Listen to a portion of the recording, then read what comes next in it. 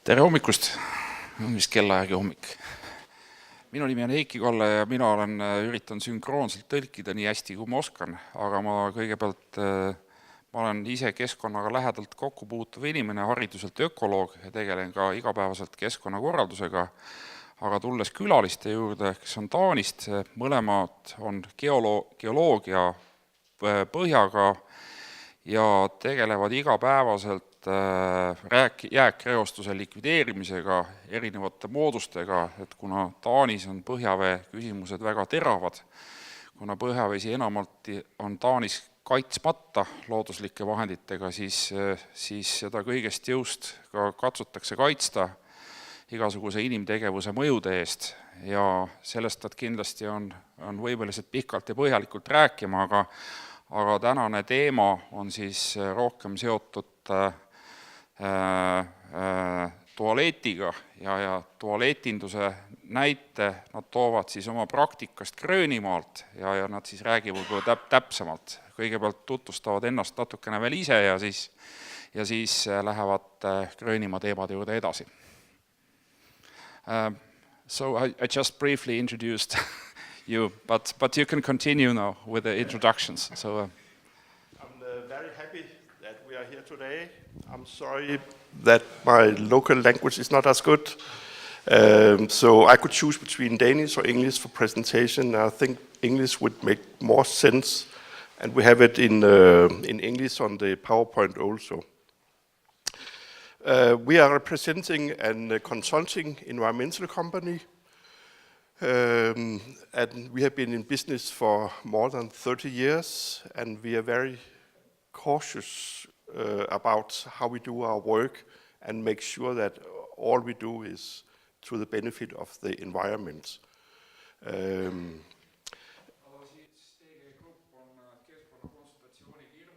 Kes on tegutsenud üle 30 aasta ja kogu tegevus on siis seotud sellega, et keskkond oleks võimalikult hästi kaitstud, on põhimissioon. We are, the next slide please. We are working in Scandinavian and in the Baltics because the regulations and the way you look at the environment are the same in the Scandinavian countries and in the Baltic countries.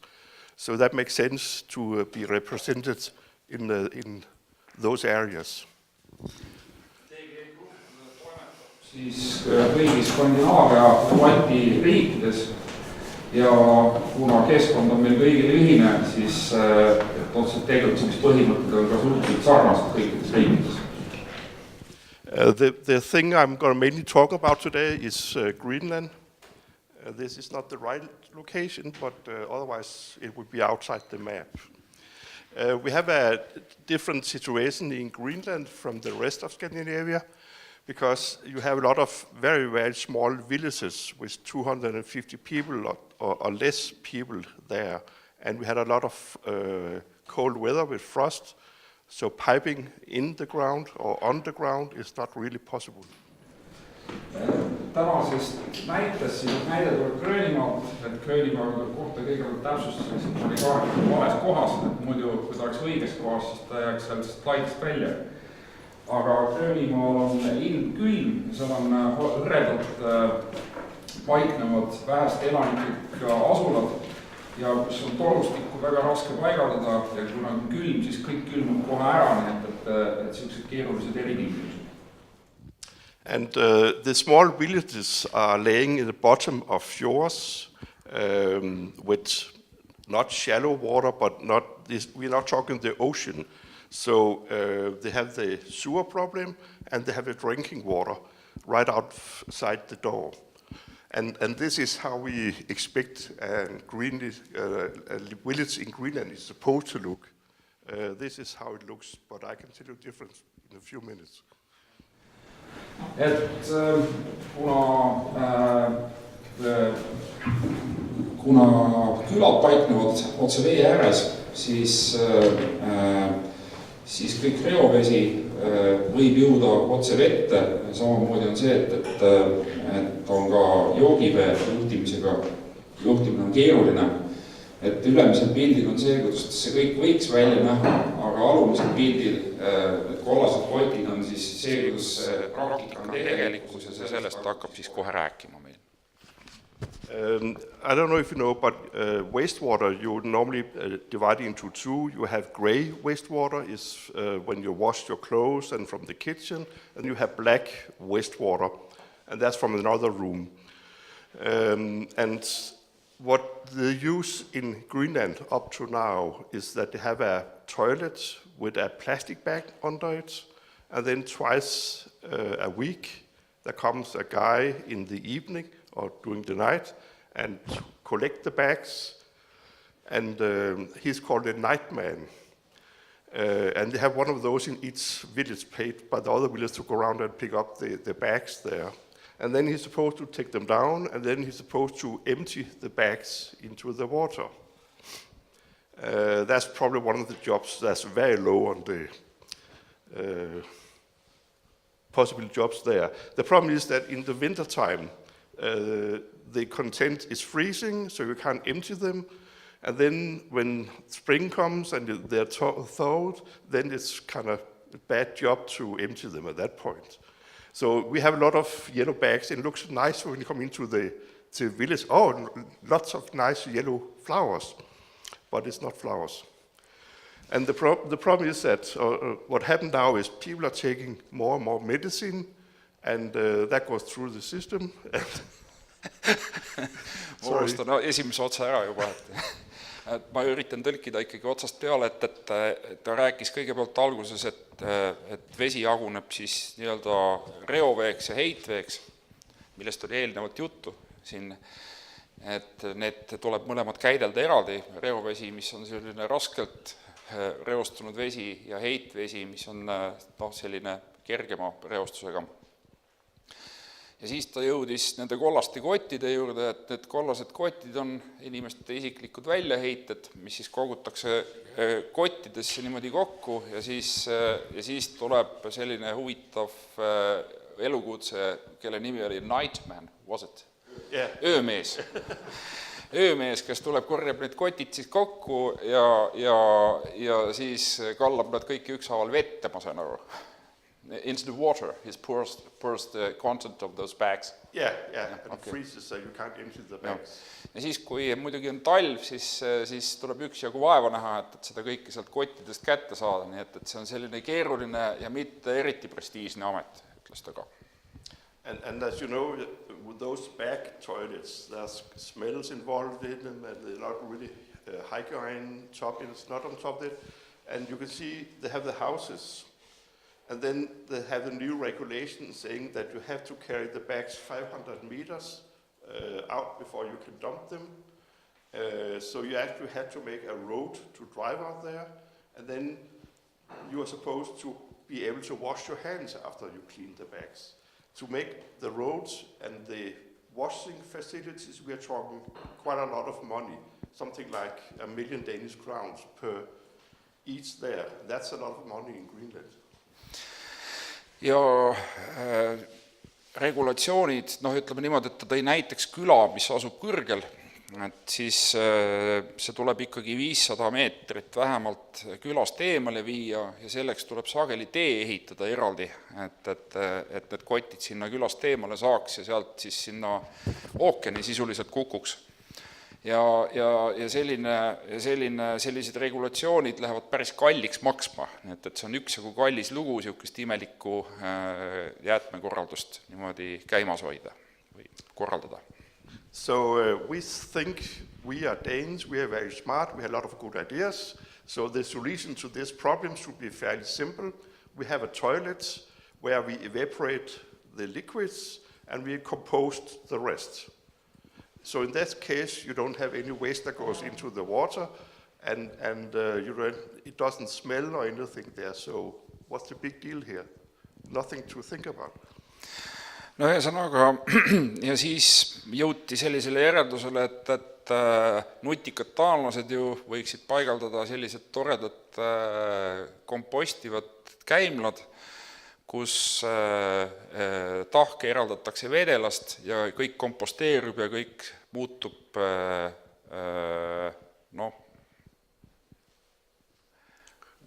mullaks, jah. Yeah, it's hygienic, it's sustainable because you can reuse the compost for your garden, and it's easy manageable. You don't have to have the Natman come around twice a week. You can empty the compost out once a month, and you can actually do it yourself. It's easy to operate the toilet. As soon as it's installed, it works right away. What we found out was that it's not that easy. You may have a good technical solution, but if the users don't really are into it, you have a huge problem. Aga lõpuks see lahendus on tõesti hea, et kuna kõik jõuab lõpuks mullaks, siis et see kõik on jätkusuutlik. Aga selgus, et kui seda asja nüüd hakata praktikasse rakendama, siis kõik ei ole nii lihtne, sellepärast et inimestel on omad harjumused ja kõike seda on ikkagi praktikas keerulisem korraldada, kui alguses tundub.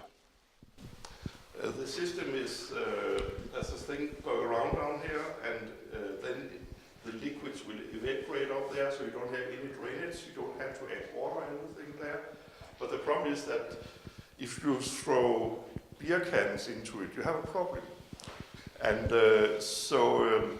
it's for toilet use only, and that's apparently a big problem for some people that, out of sight, out of problems there. So we have a problem with that people were throwing everything except what they're supposed to throw in there. What we did was that the Danes are not necessarily seen as the best wise people in Greenland because they see us as imperialists who are trying to educate the local people there, and that's not a good idea from the start off. Kõigepealt on see, et teoorias peaks asi töötama niimoodi, et kõik see tahke asi läheb sinna alla sellisesse ümmargusse konteinerisse ja siis toru kaudu seal taga kõik vedel aurab õhku ära. Aga praktika on see, et sinna läheb ka väga palju selliseid asju, mis sinna minema ei peaks, alates õllepurkidest ja kõigest muust, mis kohe tekitab suure probleemi. Ja siis ta hakkas rääkima sellest, et kohalikud taanlastest eriti lugu ei pea, kuna taanlasi nähakse ikkagi selliste koledate imperialistidena Gröönimaal. So we were working with a local company who has local people hired to go out and talk to them and in the local language and trying to teach them. And then we found in maybe a village of 200 people, we found 5 or 6 households where we could start introducing the toilets and teach people that way. So, we take the next slides. Ja siis ikkagi jõuti inimestega rääkimiseni ja inimeste kaasamiseni, et siis leiti sellised külades, räägiti inimestega ja leiti sellised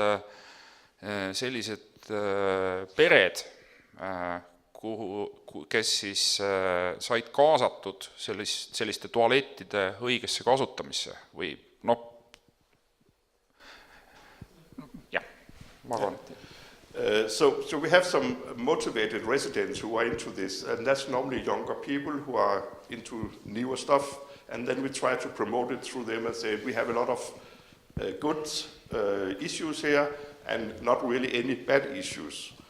And that's why we try to kind of put it out there. But the interest from the rest of the people was, forget about it. It's fine what we have. We don't see a problem with the wastewater pouring into the sea where we take our drinking water.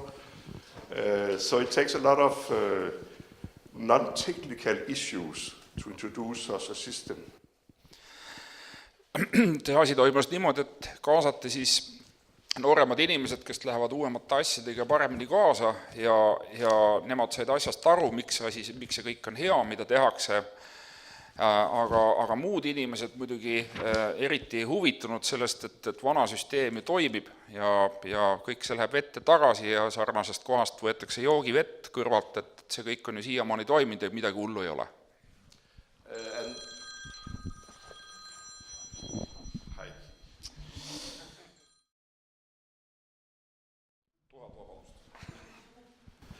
The municipality was very fond of the idea, because even if they paid for the installation of the toilets, it's still going to be less expensive than the other option with the night guy and the station out there. So the municipality was really hooked on the idea also. Ja kohalike omavalitsuste jaoks oli oluline see, et see komposteerivate tualettide lahendus on tegelikult oluliselt odavam korraldada. Ja sellepärast nad olid väga huvitatud sellest. So again, we have a simple, easy technical solution that works. And we can take care of the wastewater problems in this small, or the black wastewater problem in the small municipalities. And we can meet the requirements of the local medical office that we don't want to mix waste with clean water. And it's less expensive. And it's easier to use, and we have a compost for their kitchen gardens. Et kokku tuli ikkagi päris palju plusse, et seda tualeti korraldust on oluliselt lihtsam ja odavam teha, ta vastab sanitaartingimustele märksa paremini, et see jäägid ei liigu kõik joogiveega kokku. Siin midagi oli veel seal õppida. What else? What were the last points? The ones up here? Yeah. I don't quite understand which other points you mentioned. Yeah, no. You had 4 or 5 good points. But okay, let's take the next slide. Then yeah. I had tried to stop there. Yeah. Here's both negative and positive. And the negative again, don't use it for anything else that don't belong there. Selle süsteemi miinused on see, et mitte midagi muud peale tõesti selle, mis sinna minema peab, sinna ei tohi jõuda. It's odorless, which must be a big issue, I would think it was, and we don't need drains. There's just a chimney or vents over the roof that evaporate the liquids.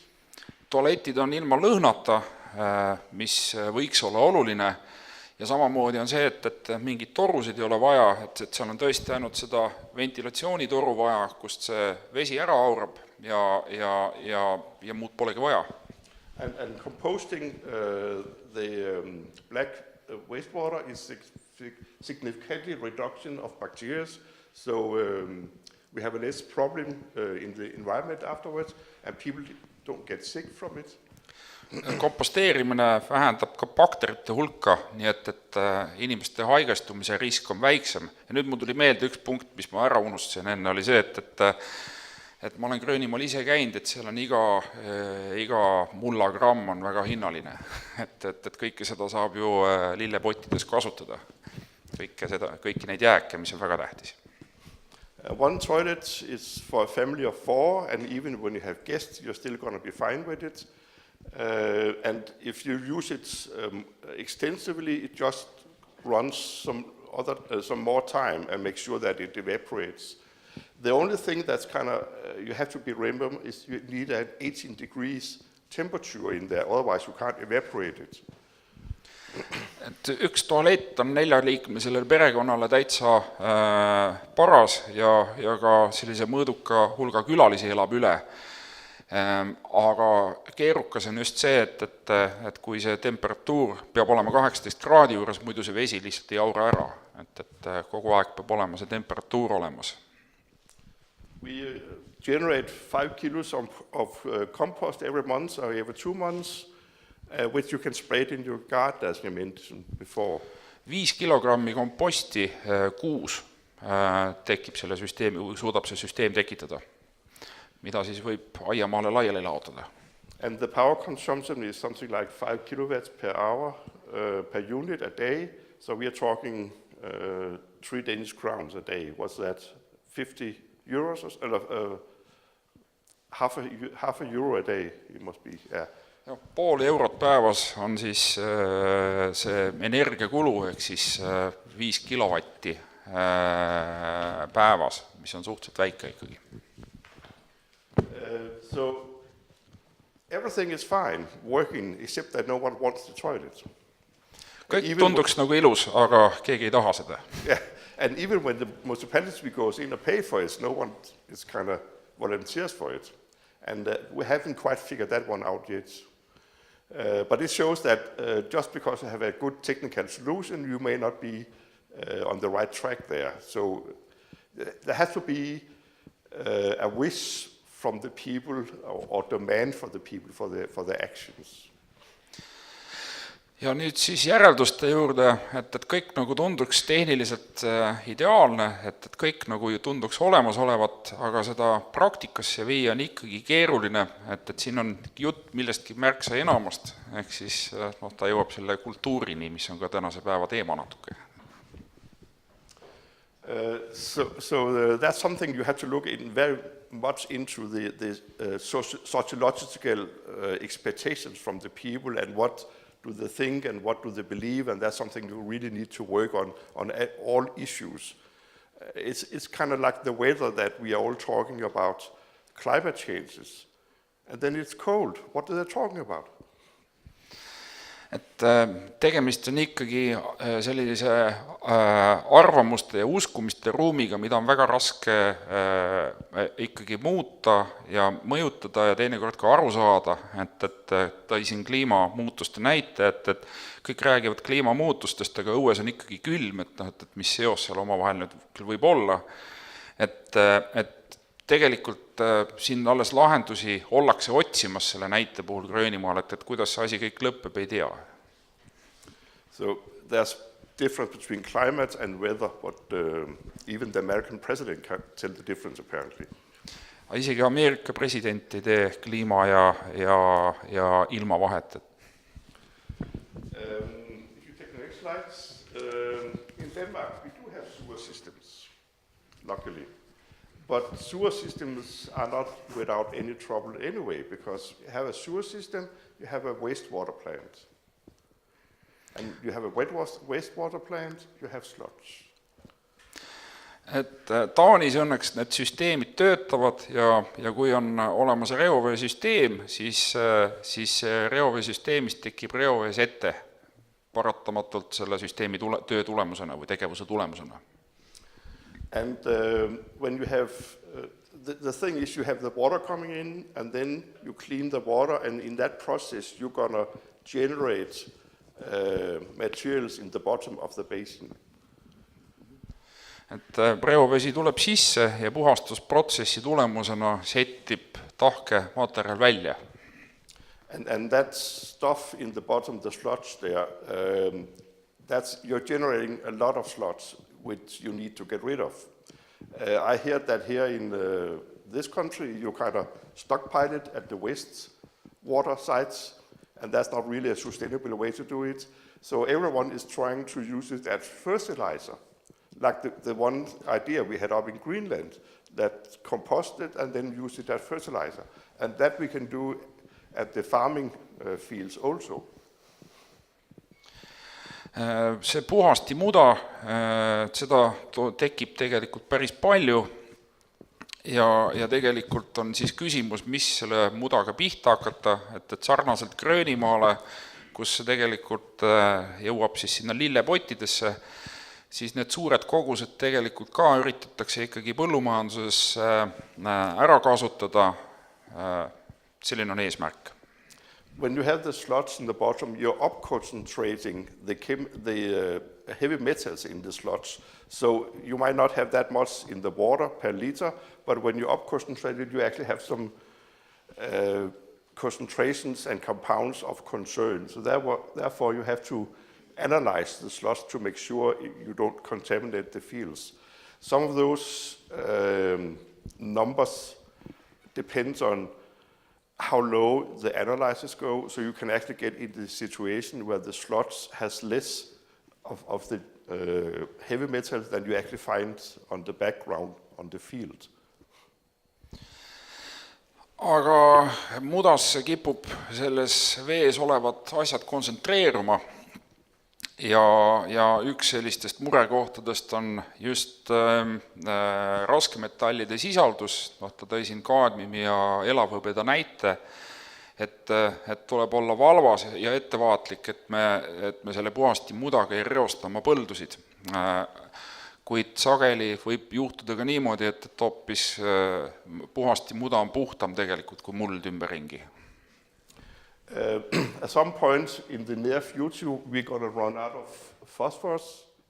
You have some areas here in Estonia where we have phosphorus, but that's going to be a problem in agricultural countries. So it's actually important to recycle the sludge.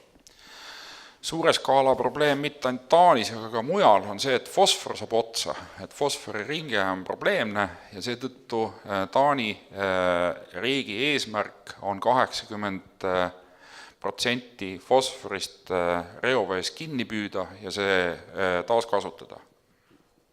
So it makes sense under the right conditions that you're reusing the sludge on the fields, but the farmers are nervous because they don't know what kind of content they have in the sludge, and people are kind of, I don't want to eat something from a field with wastewater sludge on, but actually it makes good sense. Go back to your farmer neighbors and say, this is what we want.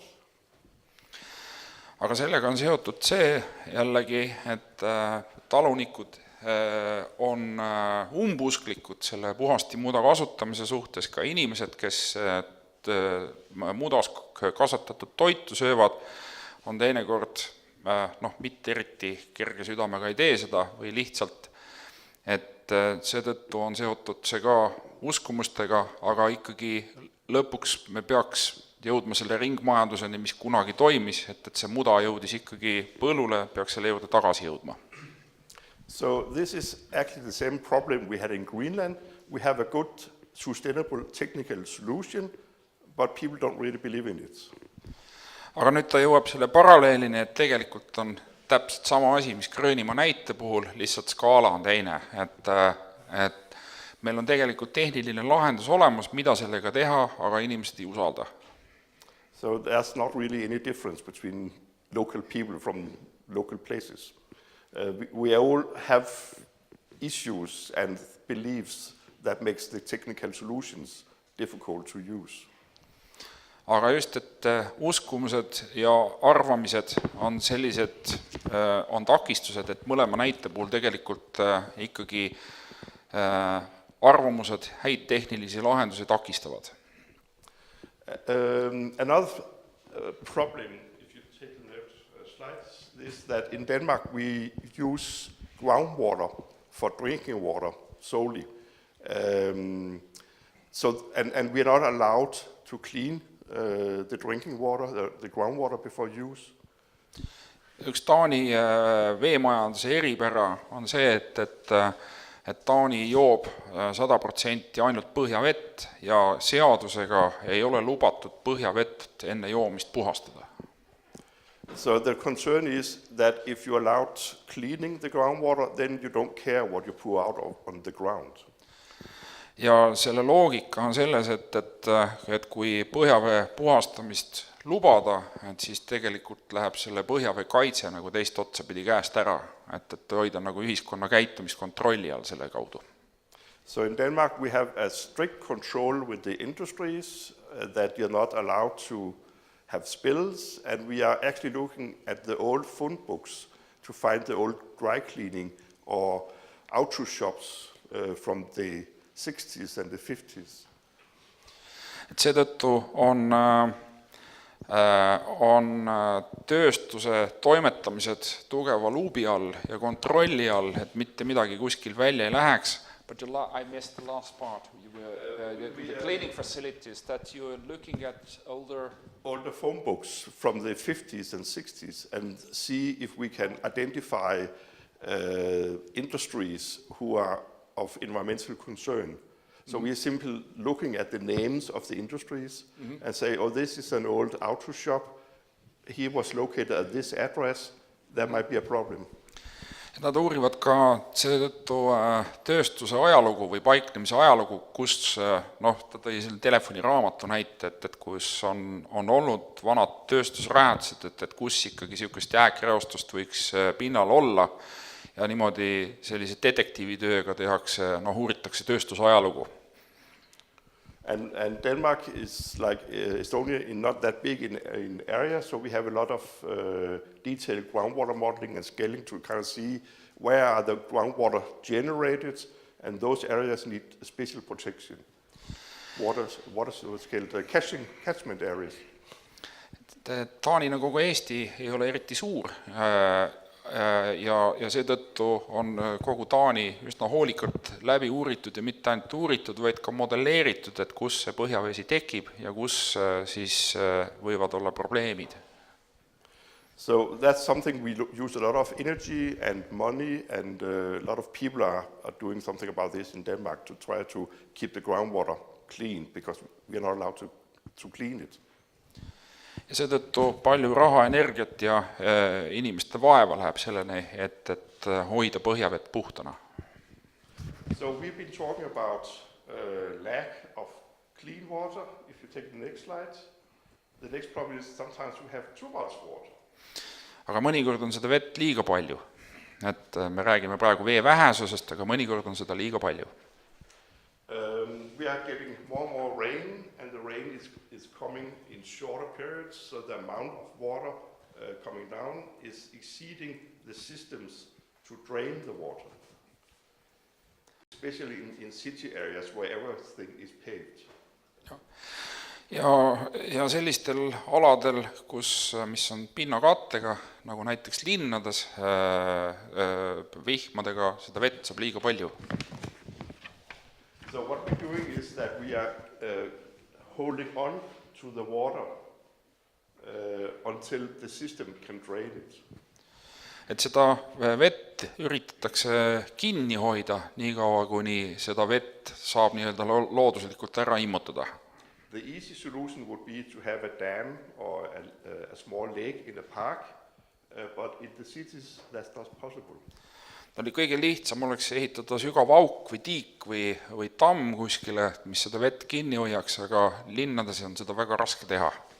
So what we're doing is that we are digging vertical containers or wells to store the water in intersections on the roads, because the roads are the only place you can dig. So every place you have an intersection, you can place those vertical wells. So mida siis tehakse, on ristmikele, kus on ainukesed kohad, kus kaevata saab, muidugi kui torud ja kaablid ette ei tule, kuhu siis ehitatakse sellised vertikaalsed kaevud, kus seda vett siis kinni hoitakse. And then if you don't empty everything, you can actually use it for watering the plants and the parks in the summertime. Ja seda vett taas kasutatakse siis suvel parkide ja taimede kastmiseks. This is kind of a very simple drawing. I can tell you in the real world it's much more complicated. Et see joonis on selline lihtsustatud näide, aga tegelikus elus on ta veel keerulisem kui siin joonise peal, et kuidas seda vett siis kinni hoitakse ja taas kasutatakse. So it's kind of different problems. We have the water, we have not enough clean water, we have too much water, and we are never happy, but there are many different issues. Et kunagi ei ole inimesed õnnelikud, mõnikord on seda vett liiga vähe, teinekord on jälle liiga palju, et kogu aeg peab muretsema. We talked with some people from the environmental ministry in Tallinn yesterday, and Tallinn has the same problem as we have in Copenhagen. Ja eile Keskkonnaministeeriumis juttu ajades selgus, et Tallinnas on täpselt sama probleem. The next slide shows that we are working with different people all over, and we're working with Heikki and his people, and they actually have some expertise we didn't have in Denmark. So we was giving a tender to the Danish maritime, I don't know what's called, ministry, whoever, what they're doing, and you have done here in Estonia is having a plan for how you're going to use your sea area. And which makes sense because you want those areas you can fish, there you have windmills, there you have environment you want to protect. Ta nüüd tõi selle näite, et kokkuvõtteks, et meil on taanlastega koostöö ja mitte alati ei ole Taani just see kõige nutikamate lahenduste koht, vaid mõnda lahendust me oleme ka Eestist Taani viimas, näiteks mereala planeerimine on niisugune asi, mis on Eestis ja Balti riikides üldse kaugemal järjel kui Taanis. So in that area, Estonia is actually longer than Denmark is at this point, but we are catching up. On the next slide, something totally different.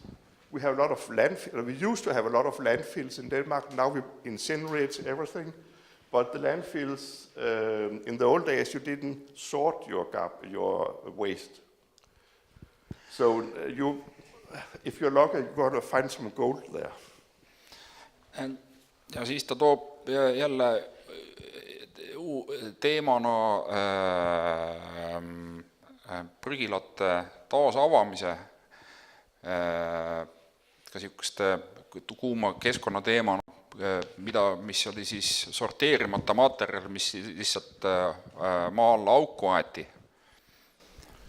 So what we do is we dig up the old landfill and we try to sort it into fractions. Some of them are worth money, and there's something if you add waste to a landfill, you have to pay a tax. If you take waste out, you get the money back. So there's a complicated financial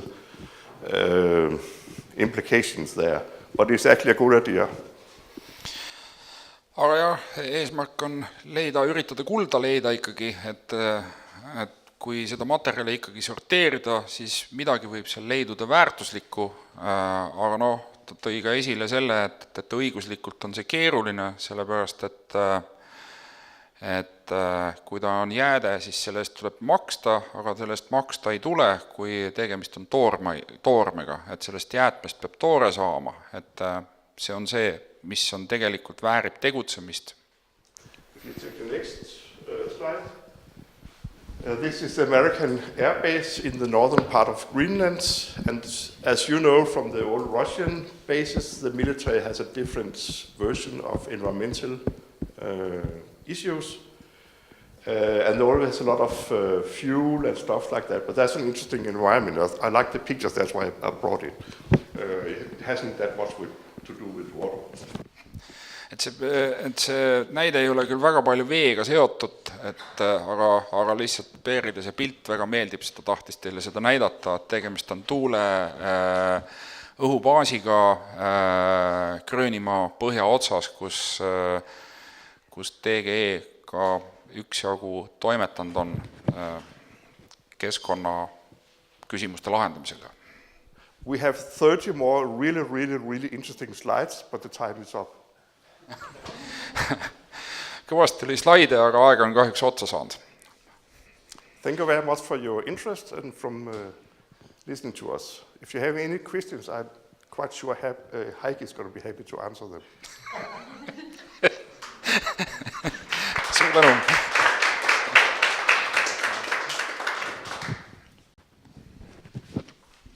Nii, kas on küsimusi äkki? Jaa, palun. Mul läks üks asi kõrvust mööda, et see, kus oli juttu reoveesettest ja selle kasutamisest põldudel, et ta ütles, et see viis, kuidas Eesti kasutab reoveesetet, ei ole nagu jätkusuutlik või mõistlik viis, aga ma ei saanud aru, et mis see viis on, kuidas me seda kasutame. Ma vist... Ootan selle. Ma selgitan selle üle, meil lihtsalt eile pikalt juttu sel teemal, et Eestist teda lihtsalt läheb väga vähe põldudele.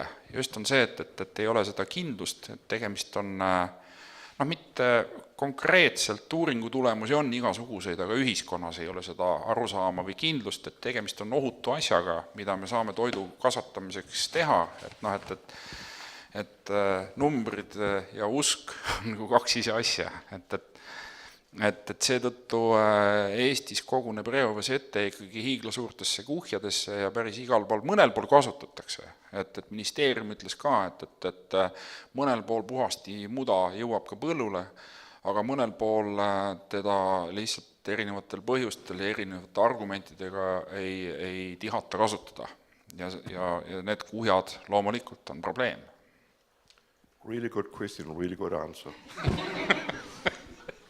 The question was about using a sewage sludge in Estonia, and I explained according to the Minister of Environment yesterday, so that it's stockpiling, and sometimes we use it, but not generally. So it's still a challenge or problem in Estonia. That's something you need to work with, definitely. Tere, küsimus siis selline, et võib-olla oskate ju ka sellele ise vastata, võib-olla oskab tema, et palju on uuritud seda, et erinevatel riikidel ja inimestel on ju erinev toitumisharjumus ja kompost on ju ka jätkuva siis järelikult erineva sisuga, et palju seda on uuritud, et palju erinevates riikides on see komposti sisu erinev ja palju see mõjutab? Jah. No ilmselt siis ka puhasti muda, eks ole, ja selle kaudu siis jah, just, et see on nagu üks tsükkel, eks ole, ja. Me küsime nende käest, mul mingid andmed on, aga ma igaks juhuks küsin. So the question was that has there been studies that because the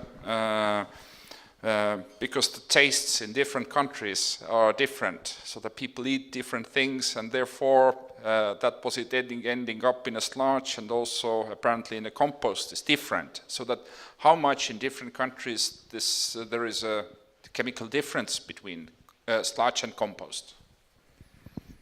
You know that? Really good answer. I know a bit. Of course, there's a difference, and it's also a matter of urban areas or rural areas that makes a difference.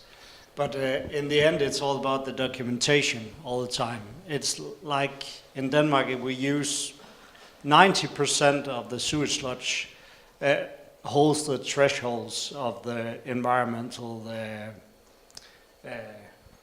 regulation. So the rest is not used to farmland. We just take it out of the equation. So we only use the sludge that we are sure can fit. But there will always be, significant new stuff that could end up somewhere, and we only know later. So we only find what we are looking for, basically, but that's what we do in water and soil and anywhere. So as we get smarter, we renews these thresholds.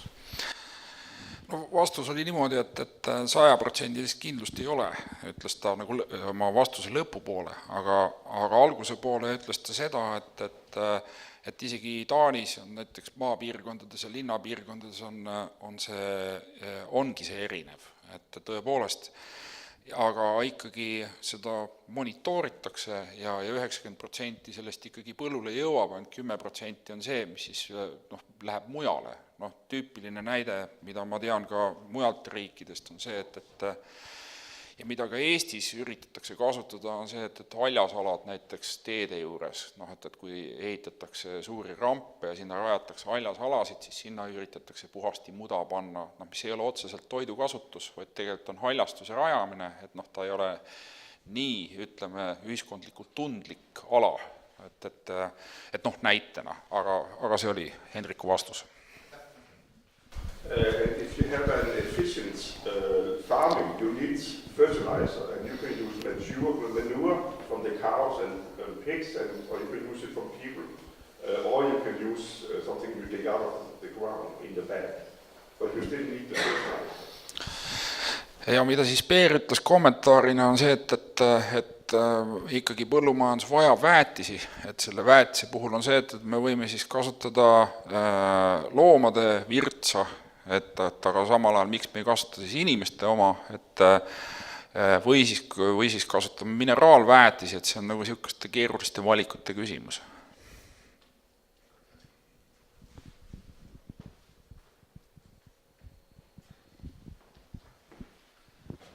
Nii, tänan.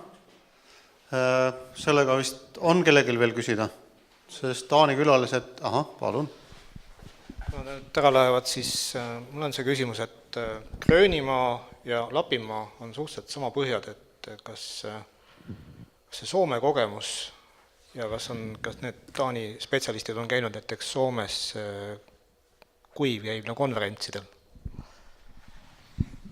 There was a direct question for you that the Greenland and Finnish Lapland is similar. So that have you been in Lappish dry toilet conferences? I've been at conferences in Greenland where people from Finland and from Alaska was present because it's the same problems they have in the northern Arctic area there. And the people who live up there are kind of similar in the way they think. So the issues are the same in Alaska and northern Finland. Vastus oli see, et ta on käinud Gröönimaal konverentsidel, kus on Soome ja ka Kanada kuivkäimla inimesed kohal olnud. Et see kommenteeris ka seda, et need teemad ja probleemid on üsna sarnased. Et ka inimeste käitumine, aga käitumise kaudu ka, et väljakutsed on sarnased. But if you have a summer house or something like that without a sewer system, that's a really good solution also. And it's easy and clean, and instead of the toilets you showed us today, it's not that easy to empty or pleasant to empty. Kommentaar oli see, et need on tegelikult lihtsad ja hästi töökindlad süsteemid, et propageeris ka neid, et näiteks seda Priidu käimlat on keerulisem ehitada, kui seda paika panna. Nii, aitäh. Kas on kellelgi veel midagi küsida? Küsida ei ole, aga kommentaaris ma olen täiesti müüdud.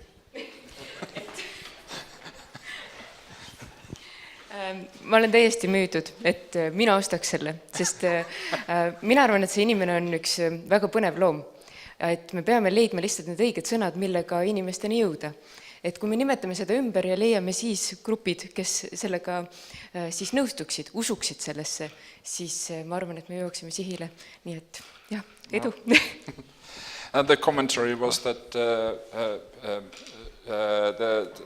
this toilet has been sold to her already. That she took so that was more commentary, not a question. And she was optimistic that if you rebrand it and talk it with the different words, that it's possible to take the message through. Good. It is a good technical solution. Yeah. Thank you. Thank you very much. And a good flight on home. Thank you.